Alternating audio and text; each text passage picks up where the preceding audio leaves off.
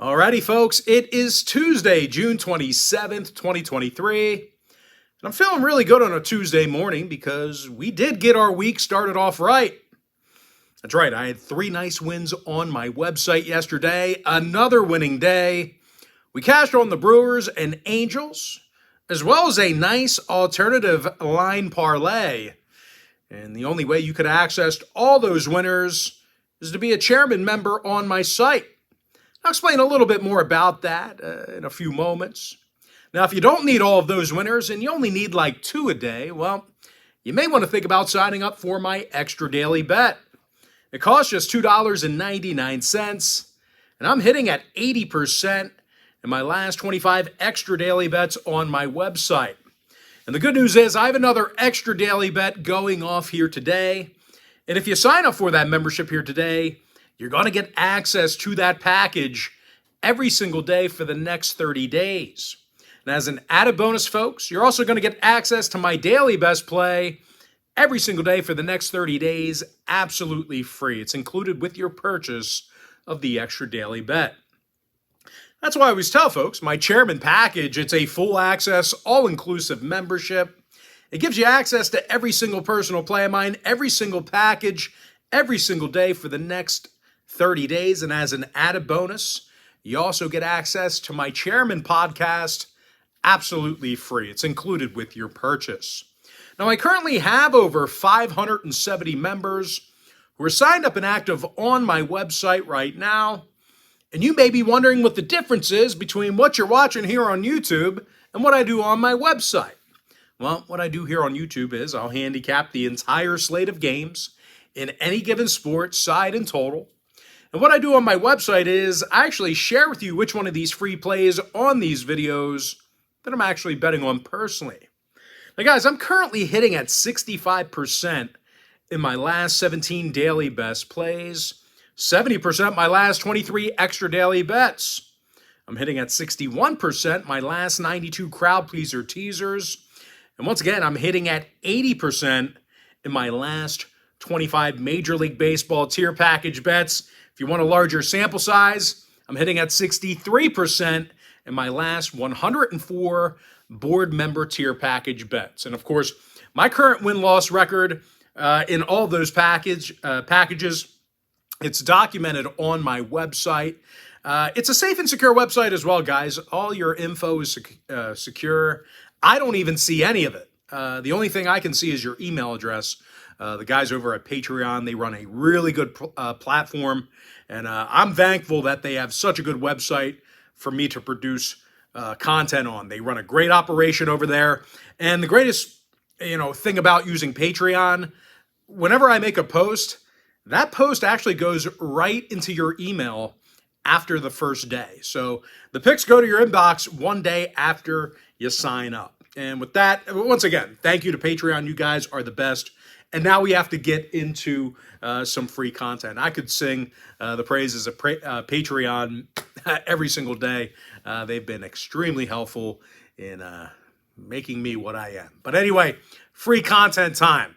Let's start off with the Reds at the Orioles, 7:05 Eastern first pitch. Baltimore's minus $140, totals 8.5. Tyler Wells for Baltimore, Andrew Abbott for Cincinnati. And even though Abbott's looked really good, the Reds have lost their last 3 straight, and they scored only 3 runs against Baltimore just last night. And as good as Abbott's been this season, he's got a relatively smallish sample size to work with here. And these Cincy pitchers, they do tend to blow up on the road. They're in the bottom 5 in hits allowed per game while traveling. Now they're facing a challenging Baltimore lineup who can certainly hit for power. They're in the top 10 in both home runs and OPS. Austin Hayes is hitting an American League best .319 at the dish. That is top of the AL right now.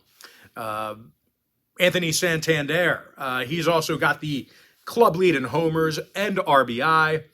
And even if Baltimore stinks at the dish, starting pitcher Tyler Wells, he's 6-3 with a .89 whip.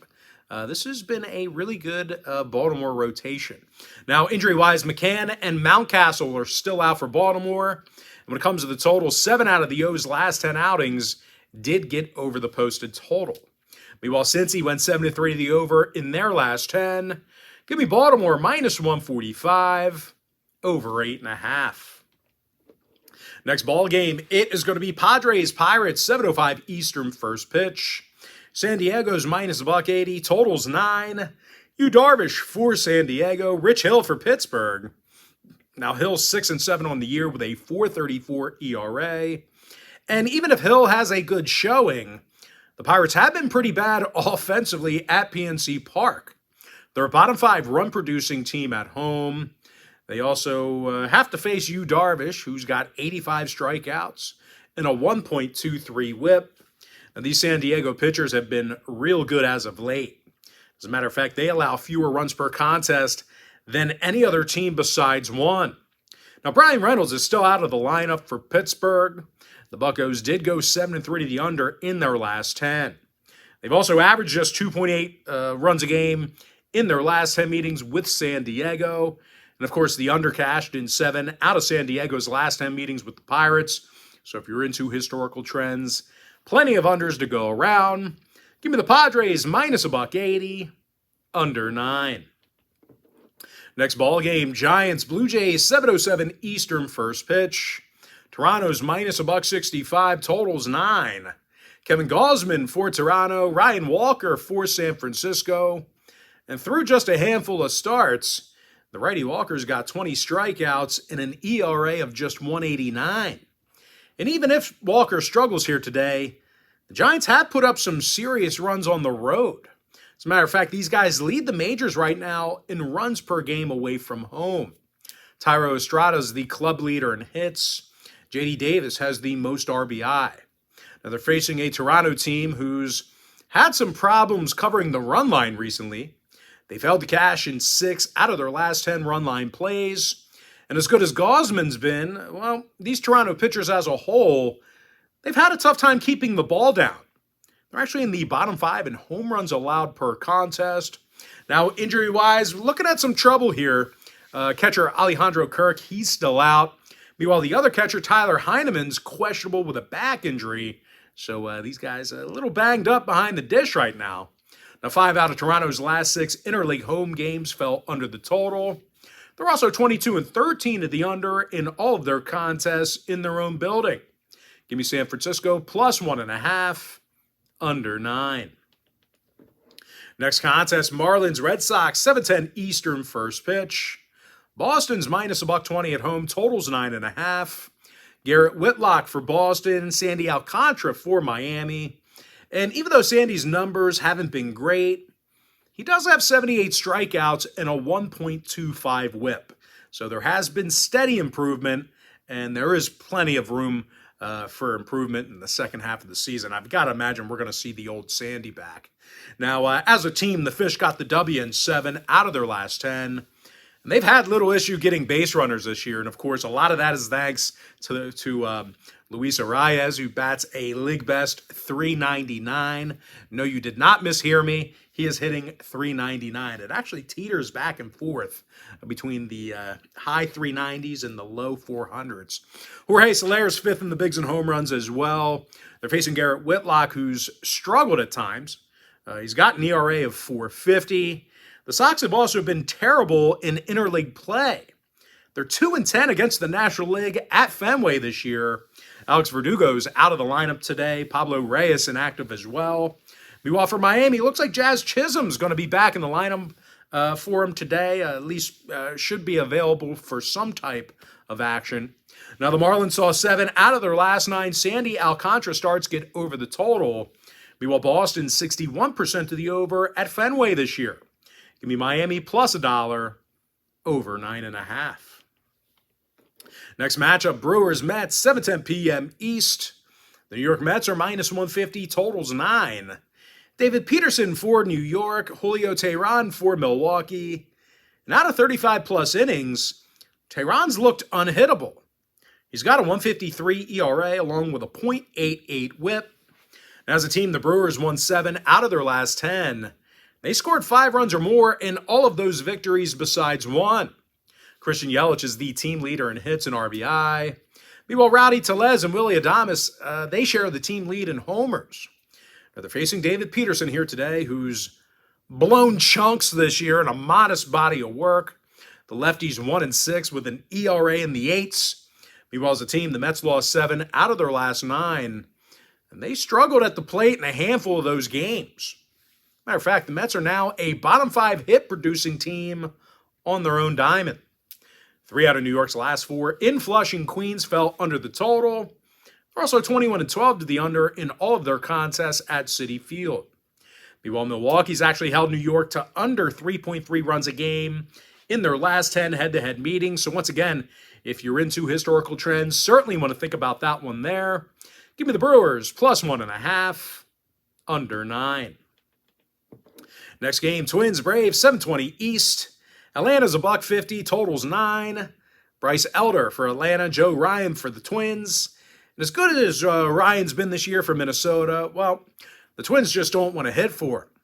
They're a bottom 5 hit-producing lineup on the road. They also strike out more times a game than any other team in baseball. They're facing Bryce Elder, who's lost only 1 game through 90 innings of work. The righty's got a 2.40 ERA and a 1.11 whip. Now, as a pitching staff, the Braves strike out over 10.3 batters a game at home. That is a league best. But it ain't just pitching in Cumberland. This is the most dangerous lineup in the National League. They lead the majors in homers and OPS at the plate. Ronald Acuna's got the 2nd highest batting average in the majors right now, 3rd highest OPS average. Meanwhile, Matt Olson leads the National League in home runs. Jorge Polanco and Nick Gordon are both still out for Minnesota. The Twins did see 3 out of their last 4 road games stay under the total. They're also 22-16 to the under in all of their contests away from Minneapolis. Give me Atlanta minus $1.50, under 9. Next matchup, Astros at the Cardinals, 7:45 Eastern first pitch. Houston's minus $1.20, totals 8 runs. Looks like Framber Valdez on the bump for Houston. No confirmed starter yet for St. Louis, but regardless of who hurls out the first pitch, the Cards are, I think they're in big trouble today. They're just 14-22 this year at Busch Stadium, and they've also got a losing record against the American League. Now, St. Louis's pitching staff, they're allowing more hits per 9 than any other team in the National League. These guys have been pretty easy to hit. I don't know what their deal is, but they're facing a Houston club who hits well on the road. This could mean problems for the Cards. And, of course, Houston's biggest strength is their pitching. The Stros are in the top 3 in fewest hits allowed on the road. Of course, starting pitcher Framber Valdez, he's got a lot to do with that. He's got 7 wins on the season with an ERA of 2.27. Now, the lefty's also got 104 strikeouts and a 1.00 whip. Now, Yordan Alvarez, he's still out of the lineup for Houston. The Astros went 60% to the over in their last 10 outings. Meanwhile, the Cards saw 3 out of their last 4 at Busch Stadium get over the line. Give me the Astros minus $1.20, over 8. Next matchup, Tigers-Rangers, 8:05 Eastern first pitch. Texas is minus 210, totals 9. Martin Perez for the Rangers, Matt Manning for Detroit. The Manning's got just 11-plus innings of work under his belt, and they really haven't been stellar. The righty's got an ERA of 4.63. And the Tigers, I've said it before. I've said it all year. I said it all last year. Tigers can't hit for shit. These guys average a league-worst 7.2 hits a game on the road. They're facing Martin Perez here today, who's 7-3 on the year with 56 strikeouts. Of course, Perez is also backed by the best hitting lineup in the game. Corey Seager's hitting .344 with an OPS in the thousands. Meanwhile, Adolis Garcia has the 2nd most RBI in the majors. Now, Brad Miller's still out for Texas. Riley Green inactive for Detroit. 3 out of the Rangers' last 4 at Globe Life Field stayed under the total. They're also 8-2 to the under in their last 10 at any location. Give me the Rangers minus 1.5, under 9. All right, next ball game. It is going to be Phillies at the Cubs, 8:05 Wrigley Field. Philadelphia's minus $1.30, totals 8.5. Ranger Suarez for the Titans, Jameson Taillon for Chicago. And as bad as Taillon's been, the Cubs are actually playing some really nice team baseball right now. They got the W in 11 out of their last 14, and they do now rank in the top 10 in runs per game at home. Nico Hoerner leads the franchise in hits and RBI. Meanwhile, Chris Morel's got 13 homers and an OPS almost in the thousands. Now they're taking on Ranger Suarez on the mound, who's got just one win for the Phils through 43-plus innings. Now, this Phillies pitching has also really struggled away from home this year.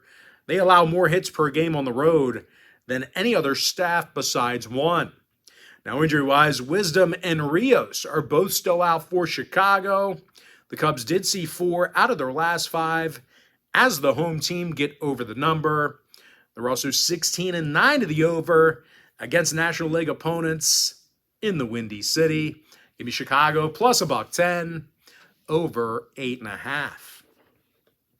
All right, next matchup, it is going to be Guardians at the Royals, 8:10 Kauffman Stadium. Cleveland's $1.45, total 9. Gavin Williams for Cleveland, Brady Singer for Kansas City. Now, Singer's just 4-7 on the season with an ERA of 6.34. Now, the Royals also have the second fewest wins in all of baseball, and they're in the bottom 3 in run production. Now, they're facing a Cleveland rotation who's currently in the top 10 in fewest runs allowed. Meanwhile, at the plate, the Guardians rarely strike out. They're doing a terrific job making contact. They're fanning only 7.1 times a game, which is a league low. They lead the majors right now in that particular category. Like I said, they rarely strike out, always putting the bat on the ball. Josh Naylor, he's in the top 5 in the bigs right now in RBI. Jose Ramirez is the club leader in OPS. Beatty, Isabel, and Massey all still out for the Royals. Casey's averaging just 3.8 runs a game in their last 10 meetings with Cleveland. The Guardians are 16-3 to the under in all of their divisional games. Give me Cleveland minus 145, under 9. Next ballgame, Dodgers, Rockies, 8:40 p.m. East. LA Dodgers are minus $3, totals 12. Clayton Kershaw for Los Angeles, Connor Seabold for Colorado. And out of 56 innings of work, Connor Seabold's recorded just 1 win. He's got an ERA dangerously close to 6, along with a 1.48 whip. Now, these Rockies pitchers also allow more hits per 9 than any other pitching staff in baseball. They're facing a Dodger club who loves to score runs. These guys are in the top 5 in runs per game. Freddie Freeman's the club leader in hits and OPS. He's also got the 5th highest batting average in the bigs. Meanwhile, Mookie Betts is 7th in the league in home runs. And for some reason, even if the Dodgers struggle offensively in the high altitude, lefty Clayton Kershaw is just 1 win shy of double digits already. Sorry about that, guys. Left my phone on there. Probably hurt your eardrums. Anyway, Kershaw, nearly double-digit wins. He's got 103 strikeouts and a 2.72 ERA. Max Muncy's still injured for the Dodgers. Crone, Blackmon, and Bryant inactive for Colorado. Now, the Rockies allowed nearly 6 runs a game in their last 10 meetings with Los Angeles. Meanwhile, the Dodgers went 7-3 the over in their last 10 themselves. Give me the Dodgers minus 1.5, over 12. Next game, White Sox, Angels, 9:38 East. LA's minus $1.90, totals 8. Shohei for the Angels, Michael Kopech for Chicago. Now, Kopech's just 3-6 on the season with an ERA in the 4s. The Chicago hitters are also, they've got the, let's try that again. Wow, I'm so fired up and excited to fade these guys that I got to tell you, these Chicago hitters, they have the 5th lowest OPS average in the big leagues as a team. They're facing Shohei Ohtani, who's been a stud on the bump this year, shows 6-3 with 117 strikeouts. And no real surprise, folks, the righty's got an ERA in the low 3s along with a 1.04 whip. Now, when it comes to offensive production, this is a top 3 home run producing team in the American League. Shohei leads the majors with 26 home runs. He's also got an OPS in the thousands. Meanwhile, Mickey Moniak's hitting .333 with an OPS in the thousands as well. Rendon and Neto are still out for the Angels. Moncada and Gonzalez are out for Chicago. LA went 7-3 the over in their last 10. Shohei Ohtani starts on the mound. Give me the Angels -1.5, over 8. Next ball game, Yankees A's, 9:40 p.m. East. New York's -140, totals 8. Johnny Brito for the Bombers, Paul Blackburn for Oakland. Blackburn's got an ERA in the 4s along with a 1.48 whip. And out of 25 2/3 innings of work, the righty's yet to record a W. And for those of you who've been sleeping under a rock, the A's do have the worst record in baseball. And they also have the lowest team batting average in the game. They're facing Johnny Brito, who's 4-3 on the year. He's gotten significant run production out of his hitters. The Yankees did get the W in their last 3 straight Brito starts. And they scored 22 total runs during that short span. And I'll tell you what, pitching has really kept these guys competitive this season. The Yankees are in the top 3 in fewest hits allowed per contest. Aaron Judge is still out. Allen, Calhoun, and Peraza still on the IL as well. Meanwhile, for Oakland, Laureano and Smith are banged up for them. Won't see them in action here today. The A's saw their last 4 straight at home stay under the total. They're also 7-3 to the under in their last 10 at any location. Meanwhile, the Yankees went 80% to the under in their last 10 themselves. Give me the Yankees -140, under 8. Next contest, Rays, Diamondbacks, 9:40 p.m. East. Arizona's -1.25, totals 8.5. Zach Gallen for Arizona, Taj Bradley for Tampa. Bradley's got a handful of wins and an ERA in the 3s. Now, Bradley's biggest strength this season has been strikeouts. The righties punched out 71 batters in just 49 innings of work. When it comes to offensive production, this dangerous Rays lineup averages more runs a game than any other club besides Texas. Yandy Diaz is in the top 10 in batting average and OPS. Meanwhile, Randy Arozarena is in the top 10 in the American League in RBI. Now, they're facing Zach Gallen, who's been awesome for the D-backs himself. Having said that, though, these Arizona pitchers as a whole, they've struggled at Chase Field. They're in the bottom 5 in the National League in hits allowed per game in their own building. The D-backs also lost 3 out of their last 6, and they allowed 7 runs or more in those losses during that span. Now, 6 out of the D-backs' last 10 ball games did get over the posted total. Tampa Bay 70% to the over in their last 10 themselves. Give me the Rays +105, over 8.5. And with that, folks, now it's time for our next and final matchup for the video. It's going to be in that Nats-Mariners game, 9:40 p.m. East. Seattle's -225, totals 8. Brian Wu for Seattle, Jake Irvin for Washington. And out of 42 plus, actually just 42 innings of work this season, Irvin's got a losing record and only 1 win. He's also got a 152, let's try that again, a 1.52 whip and an ERA close to 5. Now, these Washington pitchers are in the bottom 5 in hits allowed per game. When it comes to offensive production or lack thereof, they're hitting fewer home runs per contest than any other franchise in the National League. Now, they're facing Brian Wu on the mound, and he's got 25 strikeouts in just 17 plus innings. The righty's also got a solid 1.19 whip. Now, these Mariner pitchers have been impossible to hit in their own stadium. These guys are giving up fewer runs per contest at home than any other pitching staff in the league. Robles and Pineda are still out for Washington. The Nats are 9-4 to the under in their last 13 interleague road games. Meanwhile, 3 out of Seattle's last 4 at home stayed under the total themselves. Give me the Mariners -1.5, under 8. And with that, folks, now it's time for our quick pick recap. Give me the Orioles -145, over 8.5. Padres -180, under 9. San Francisco Giants +1.5, under 9 runs. Miami Marlins +$1, over 9.5. Brewers +1.5, under 9. Atlanta Braves minus 150, under 9 runs. Houston Astros minus a $1.20, over 8. Texas Rangers minus 1.5, under 9.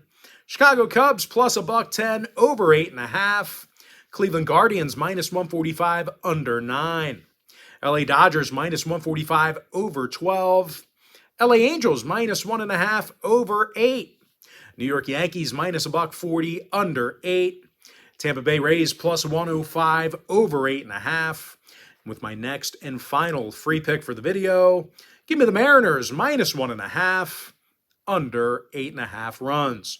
And with that, folks, that's going to do it for me. Don't forget to check me out on my website.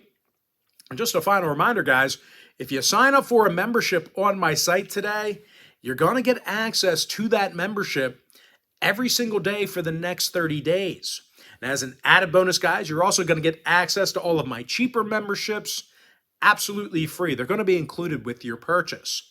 That's why I always tell folks that Chairman package, it's a full access, all-inclusive membership.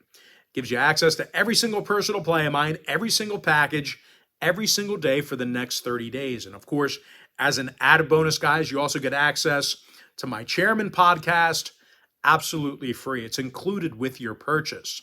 But most importantly, guys, got to thank you for joining me right here on YouTube. Really hope you enjoyed all this great free content, all this great free information.